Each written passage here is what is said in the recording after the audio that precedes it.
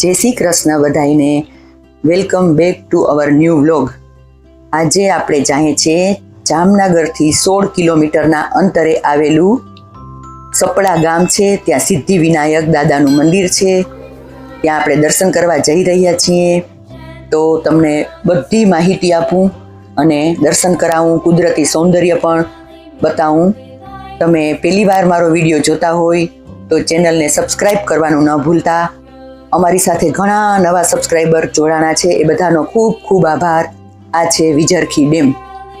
Vijarkhi dam રસ્તામાં આવશે અને ત્યાર પછી 16 કિલોમીટરના અંતરે આવશે સપડા દાદાનું મંદિર. 500 વર્ષ પ્રાચીન મંદિર છે અને સ્વયંભૂ પ્રગટ થયેલા છે એવા ગણપતિ દાદાના અલૌકિક દર્શન તમે બધા પણ મારી સાથે કરજો. અને રાજકોટથી કોઈને આવવું હોય તો 80 કિલોમીટરનું અંતર થાય છે. ત્યાંની શું માનતા પૂરી થાય છે, કઈ મનોકામના બધા રાખે છે, એ બધું તમને આગળ ઉપર હું બતાવીશ. આ જો દૂરથી જ કુદરતી સૌંદર્ય કેવું છે. હિલ સ્ટેશનમાં ક્યાંય જવાની દૂર જરૂર ન પડે એવું સરસ વાતાવરણ છે. ચોમાસામાં તો વધારે ખીલી ઉઠે છે.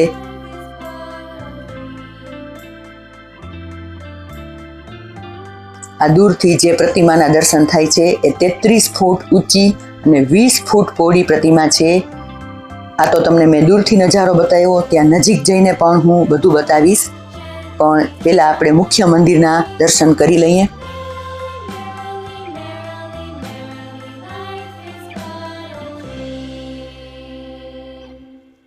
ભાદરવા મહિનાની ગણેશ ચોથ અને વૈશાખ મહિનાની ચોથમાં અહીંયા અનેરો ઉત્સવ મનાવવામાં આવે છે. ભાદરવા ચોથમાં તો અહીં મેળો યોજાય છે. અને આ જો આ મુખ્ય મંદિરનું પ્રવેશ દ્વાર. અને બારે શ્રીફળવાળા, તમારે શ્રીફળ વધેરું હોય તો શ્રીફળ લઈને બેઠા હોય છે. બાકી આપણે કાંઈ મીઠાઈ કે લાડવા ધરાવવા હોય તો જામનગરથી લેતું જવું પડે છે.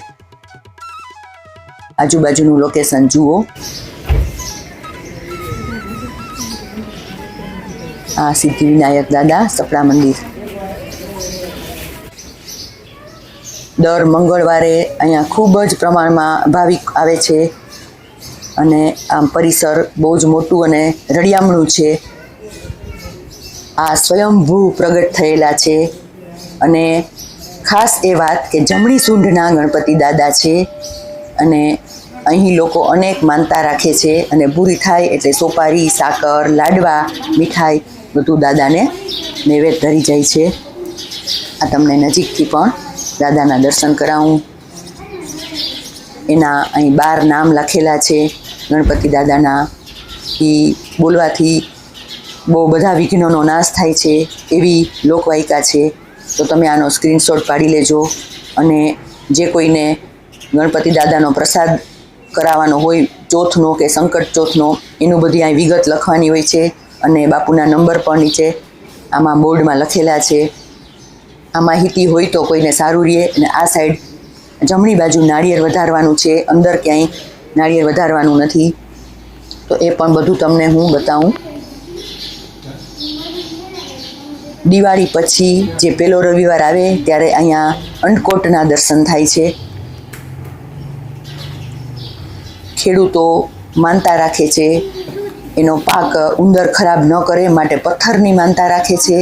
અને એને કાંઈ નુકસાન ન થાય પછી એ પથ્થર અહીં પાછો મૂકી જાય છે એવી વાત થાય છે. એ મનોકામના પૂર્ણ થયે એ અનાજમાં ઉગેલો પાક અને પથ્થર બે અહીંયા પાછા પધરાવી જાય છે.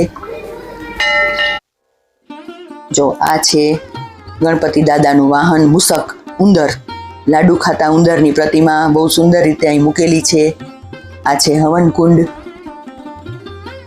આ મંદિરનું પરિસર છે એના તમને પણ બતાવું. દૂરથી કેવા સરસ ભગવાનના દર્શન થાય છે. આ મૂષકના કાનમાં આપણી મનોકામના કહેવાથી ગણપતિ દાદા એ મનોકામના પૂરી કરે છે એવું કહે છે બધા. આ છે કુદરતી નજારો. આ જે મંદિરની જમણી સાઈડ ઉપરથી મેં આ લીધેલો છે વ્યૂ. આ આસ્થાનું સ્થાન તો છે જ, પણ ફરવાનું સ્થળ પણ બની ગયું છે. જે કોઈએ ના જોયું હોય તો ચોક્કસ અહીં દર્શન કરવા આવજો. અને મંગળવારે, રવિવારે, તહેવારમાં, જન્માષ્ટમીના તો ખૂબ ભીડ જોવા મળે છે. આ છે ચકલી ઘર રાખેલા છે અને અહીંયા ચકલીઓનો કલરવ મસ્ત મીઠો મજાનો સાંભળવાનો બહુ આનંદ આવ્યો અમને.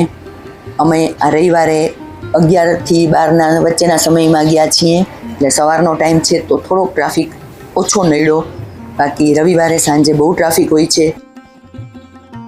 આ છે આ બધા પથ્થરો જે મેં તમને કીધું, ખેડૂતો માનતા રાખે છે એના પાક માટે, ઉંદરો પાક ન બગાડે એ પથ્થરો બધા અહીં રાખેલા છે. આ બાજુ ભોજનાલય છે. અમે અમારા પાડોશીઓ સાથે આવ્યા હતા. કહેવત છે ને, પેલા સગા પાડોશી, તો બધા પાડોશી સાથે થઈ અને દાદાના દર્શન કરવા આવ્યા છીએ.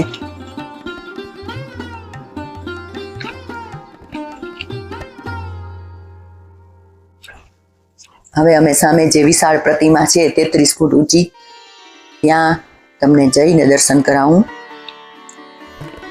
જો આ છે મંદિરના મુખ્ય દ્વારની આજુબાજુ 2 નાના મૂષકની મૂર્તિ રાખેલી છે, એ પણ અદ્ભુત છે.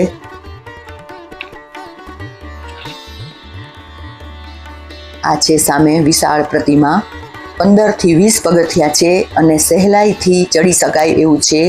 આજુબાજુ રેલિંગ છે એટલે પકડીને ચડવામાં પણ વાંધો ન આવે.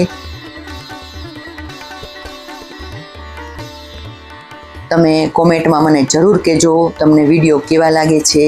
કોમેન્ટ બોક્સમાં કોમેન્ટ તો અવશ્ય કરજો. વિડીયો તમને ગમે તો લાઈક કરજો, શેર કરજો, જેથી બધાને આ મંદિરના દર્શન થાય અને જાણકારી મળે. આ પ્રતિમા કેવી રીતે બનાવી છે એનો પણ ઇતિહાસ અનોખો છે. જે ખેડૂતો પથ્થરની માનતા કરે અને પથ્થર મૂકી જતા મંદિરમાં, એ કેટલા પથ્થર ભેગા થઈ ગયા હતા. પછી એના ટ્રસ્ટીઓએ અને બધા ભક્તોએ ભેગા થઈ અને આ પ્રતિમા બનાવેલી છે. 3 વર્ષ સુધી આનું કામ ચાલ્યું અને 50 લાખ જેવો આશરે ખર્ચો થયો એવી વાત થઈ. તો પથ્થરો કોઈના પગમાં ન આવે કે કાંઈ ફેંકાઈ ન જાય એના માટે થઈ અને એમાંથી આ પ્રતિમા બનાવવામાં આવી છે. અને શિવજીની આપણે ઘણી જગ્યાએ પ્રતિમા આટલી ઊંચી જોઈએ છે, પણ ગણપતિ દાદાની પ્રતિમા આ સપડા મંદિરમાં જોવા તમને જામનગરમાં મળશે, તો એકવાર જરૂર આવજો.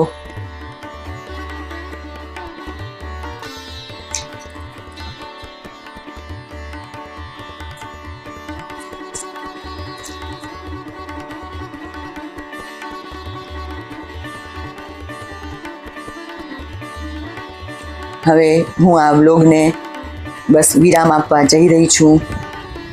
તમને વિડીયો કેવો લાગ્યો એ ચોક્કસ કહેજો.